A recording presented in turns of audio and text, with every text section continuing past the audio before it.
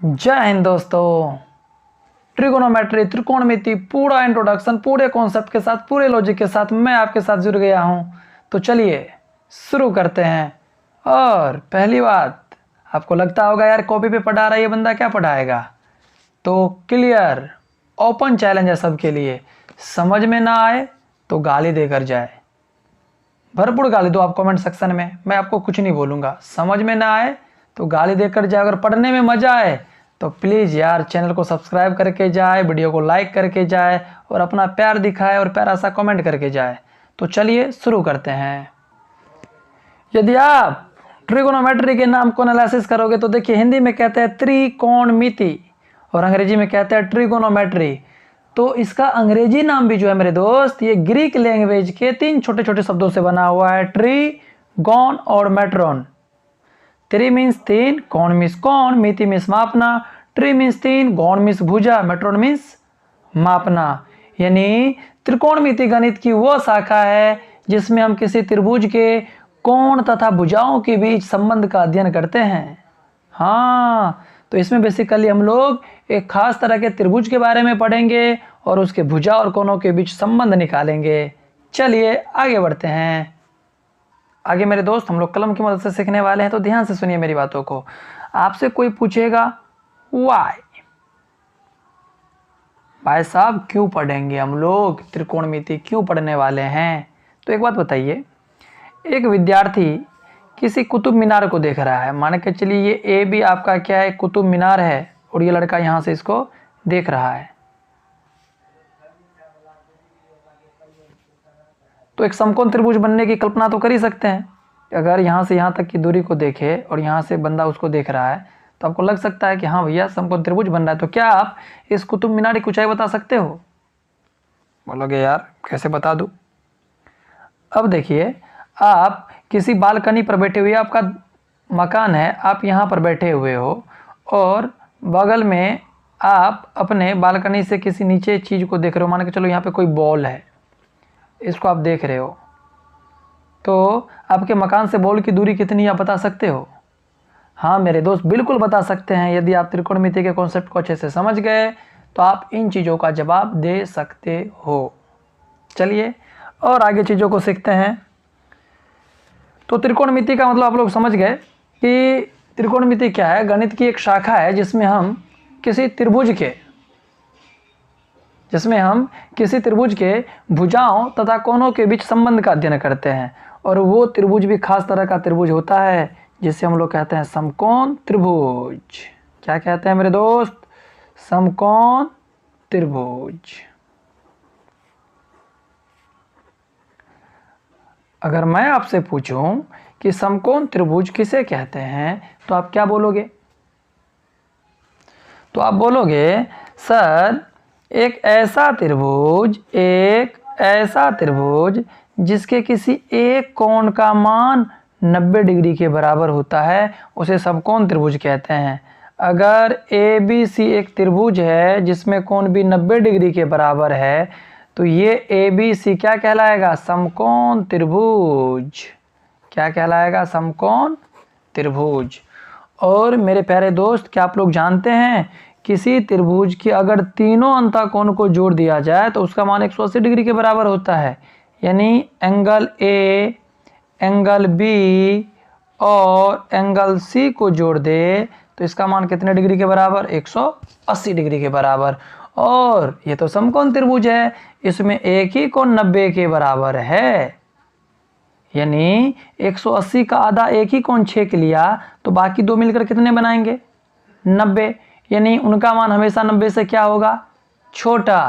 तो समझ में ये आया कि एक समकोण त्रिभुज में एक कोण समकोण होता है और 2 न्यून कोण होते हैं। और आप लोग जानते हो कि न्यून कोण उस कोण को कहते हैं जिनका मान 90 डिग्री के छोटा होता है। हो सकता है कि भैया ये 30 हो तो ये 60 होगा, तभी तो 90 और 60, 30, 90, 90, 90, 180। यानी एक समकोण त्रिभुज में एक समकोण और 2 न्यून कोण होते हैं। तो चलिए एक और समकोण त्रिभुज बनाते हैं PQR, जिसका कोण Q 90 डिग्री के बराबर है। तो अभी तुरंत हम लोगों ने देखा कि एक समकोण त्रिभुज में एक समकोण होता है और 2 न्यून कोण होते हैं। हमने कोणों का नाम भी जान लिया कि एक समकोण दो न्यून कोण। अब हम लोग भुजाओं का नामकरण करेंगे। तो आप जानते हैं कि एक त्रिभुज में 3 भुजाएं होती है।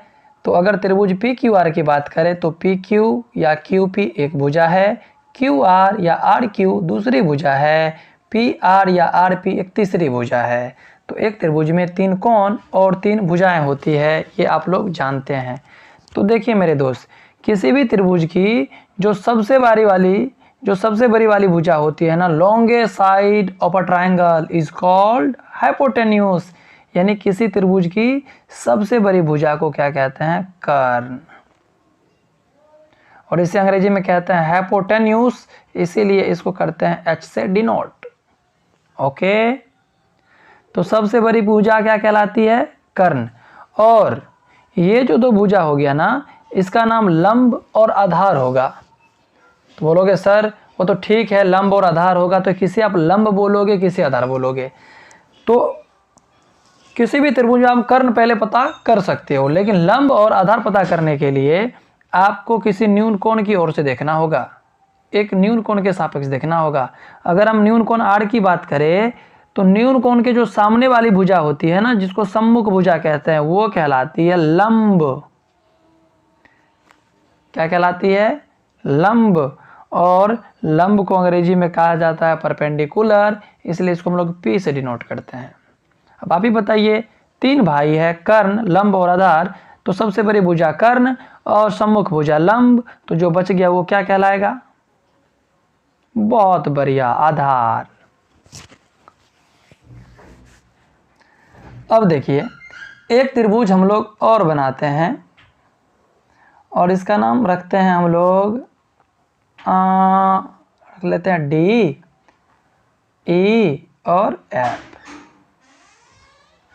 और इसका ये कोण समकोण है, यानी 90 डिग्री का है। इसमें देखिए, इसका नामकरण इस बार करेंगे, लेकिन इस बार देखे थे, पिछले फोटो में देखे थे इस एंगल के लिए, इसमें देखेंगे इस एंगल के लिए, इस न्यून कोण के लिए। जब भी हम लोग भुजाओं का नाम रखेंगे तो न्यून कोण के सापेक्ष ही रखेंगे, या तो इस न्यून कोण से देखेंगे या इस न्यून कोण से देखेंगे। तो सबसे बड़ी भुजा तो हमेशा कर्ण ही होगी, सबसे बड़ी भुजा तो हमेशा कर्ण ही होगी। बोलोगे सर कर्ण को पहचानने का एक और तरीका नहीं हो सकता है क्या? अगर पता नहीं चले फिगर में कौन बड़ा है फिर? तो हमेशा याद रखिएगा, समकोण का जो सम्मुख भुजा होगा, यानी इस चोंच के सामने वाली जो भुजा होगी वो हमेशा क्या होगी? कर्ण होगी। ठीक, बहुत बढ़िया। और इस न्यून कोण के लिए देख रहे हैं ना, तो इस न्यून कोण का सामने वाला भुजा, न्यून कोण के सामने वाली भुजा क्या कहलाती है? लंब। तो ये क्या हो गया? लंब हो गया, और इसे पी से डिनोट करते हैं। यहाँ पर देखिए, इस कोण के लिए देख रहे थे तो ये लंब हो गया था, क्योंकि इस न्यून कोण के सम्मुख तो ये था ना, पी क्यू था ना, इसलिए पी क्यू लंब हो गया। लेकिन एंगल डी के लिए सम्मुख क्या है? ई एफ है ना, तो इसलिए इस बार लंब ये हो गया। तो कर्ण ये, लंब ये, जो बच गया वो क्या कहलाएगा? आधार। और आधार को क्या कहते हैं? साथ वाली भुजा। एक और नया अप्रोच देता हूँ, एक और नई तरीका बताता हूँ भुजाओं का नामकरण करने के लिए।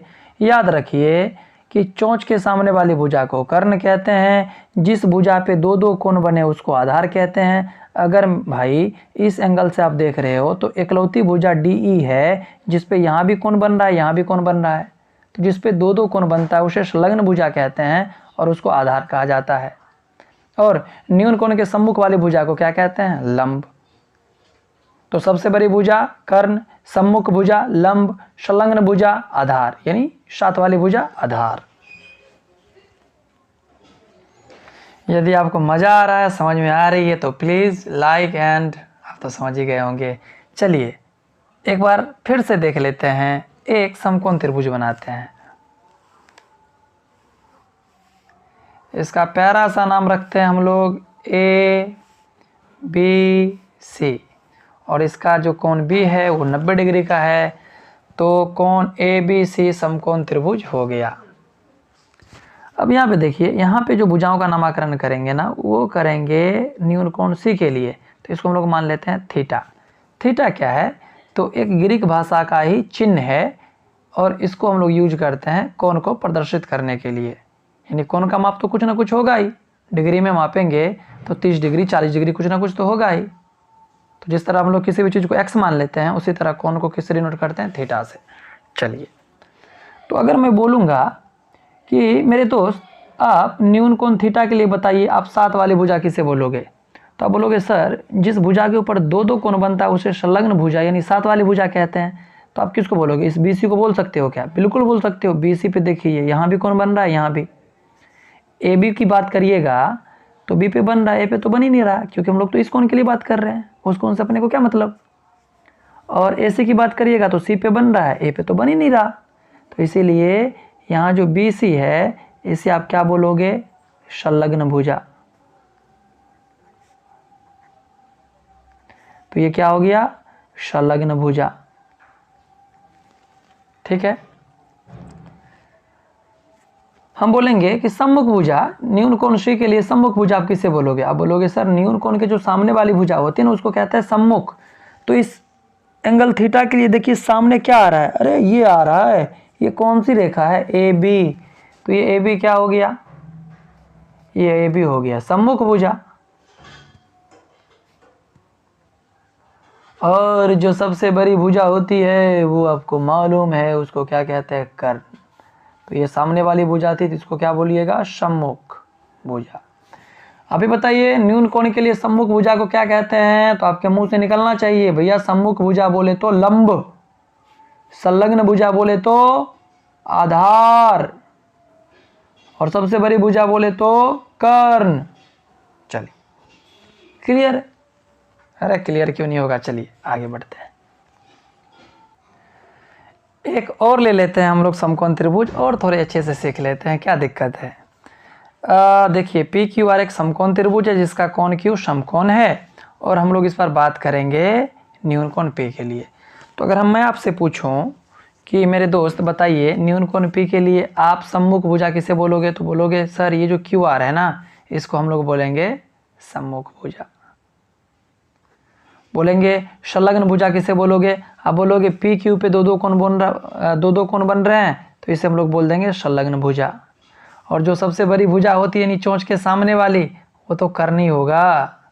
ठीक, तो सबसे बड़ी भुजा कर्ण, क्लियर है। सम्मुख को क्या कहते हैं? सम्मुख को लंब कहा जाता है। संलग्न को क्या कहते हैं? संलग्न को आधार कहते हैं। तो अब हमें नहीं लगता है कि आप लोग कर्ण, लंब और आधार में कंफ्यूज रहे होंगे। हमेशा याद रखिए कर्ण दोनों न्यून कोण के लिए हमेशा नियत रहता है, वो कांस्टेंट रहता है, उससे उसको कोई फर्क नहीं पड़ता चाहे आप इस न्यून कोण के लिए देखो कि इस न्यून कोण के लिए।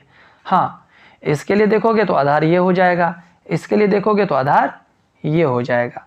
तो न्यून कोण के लिए सिर्फ आधार और लंब चेंज होते हैं, कर्ण वही रहता है। ठीक है।